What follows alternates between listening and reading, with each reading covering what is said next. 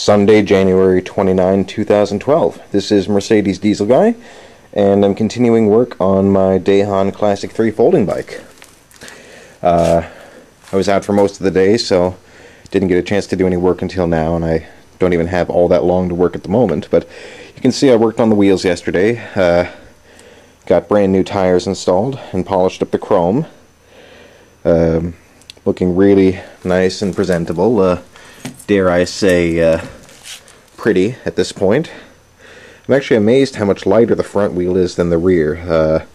The Sturmey Archer 3-speed internally geared hub adds a lot of weight to that wheel. Don't want to estimate how much, but for a little wheel, I mean, it weighs a lot more than it looks. So, you can see this is all nice and shiny and ready for reinstallation. So, what I'm going to do right now is get started on the frame. I know that I have a little bit of paint on the bearing races, or the bearing cups, for the headset and the bottom bracket, so I got to clean that off. So I think that may be the first thing I do.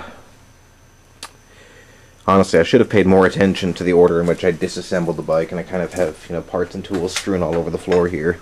Not proud of it, but it is what it is. But I know everything's here, so I should be able to reassemble. So, gonna shut the video down for a couple of minutes while I decide what the first step's gonna be. Actually, the first thing I'm gonna do is I'm gonna polish up the seat post clamp here a bit, and then reinstall the seat post so I can hang the whole bike in the repair stand by the seat post, and then continue on from there. So as you can see, just a minute with some chrome polish, and this piece is nice and shiny and ready to go back on the bike. Okay, I've got the seat post back in the bike there. I couldn't get it much further down. I'm guessing it probably needs a little more grease than I put on it, but it's in there now. It's enough to hold up the bike. And I have also installed my two of my new quick releases, which seem to fit and work just fine. So I'm actually happy with the way they look on the bike and the way the chrome looks. So I'm going to continue on from here. Okay, I've got the hinge pins reinstalled and the bike pivots again. So I'm going to move on to the next step here, which is installing the the locking pin through the new bushing here, which I welded in place a couple of weeks ago. And it actually amazes me that Dahon didn't design it with that kind of a bushing to begin with.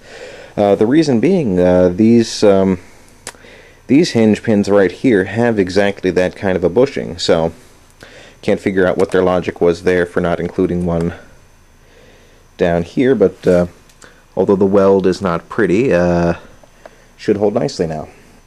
So I'm going to go ahead and install that. Okay, this is where I'm going to call it quits for today. I didn't get too much done. I got the frame pinned back together and bolted, and I got the hinge piece through. Obviously you can see it's not calibrated properly yet. The this pin here that goes through the new guide tube that I welded sits in there really, that's what I'm looking for. It's really tight in there now, so I'm having trouble actually getting this adjusted properly and getting the lock all the way locked. But I'll work on that again next time. Shouldn't be too much of a big deal to get that working correctly. Frame, of course, is solid as a rock now, so should be good for riding. So next time I'm out here, which may be next weekend, it might not be for 2 weeks, I'll do what I can to get the hinge working properly, and then get the bottom bracket and fork reinstalled. And aside from that, there's not too much more to get this back going again. As I showed you a couple of times already, I worked on the wheels yesterday, and they're nice and shiny. They're ready to go back on. various little bits still need polishing. I mean, you can see the crank here is still all dirty and dull. I mean, things like this crank arm here, where the chrome really has worn off, that's not going to really, I'm not going to get that too clean. I'll do what I can. And this other crank arm right here, I mean, that rust goes straight through the chrome, so obviously I'll be able to maybe once again work with a Brillo pad and clean that up a bit, but it's never going to be perfectly chrome shiny. And there's other pieces I have to work on, like the handlebars and the frame, this chrome frame piece here. So, but all in all, I'm pretty satisfied with where things are for the moment. And as it's coming together, I really am very much liking the color that I painted this. Should be nice and fun. So, this is Mercedes Diesel Guy signing off for now.